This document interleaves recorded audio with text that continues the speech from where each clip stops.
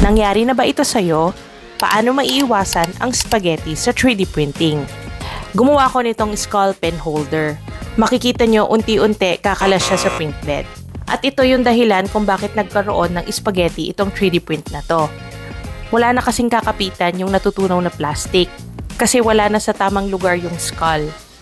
Buti na lang patapos na nung nasira itong pen holder. So kahit nasira siya, pwede ko pa rin siyang gamitin. Kailangan ko lang tanggalin itong mga nabuong spaghetti. May iba pang spaghetti sa 3D printing pero ngayon tungkol lang muna sa poor bed adhesion. Ito, nagamit ko pa siya kasi 80% na ang natapos bago siya nasira. Itong model na to ay libre lang sa Maker World. Ito yung tinatawag na print bed. Dito nakaposisyon yung base ng skull kanina. Kung ito ay madumi or kaya oily, pwedeng kumalas yung print mo. Isang way para gumanda ang bed adhesion ay ang paggamit ng glue.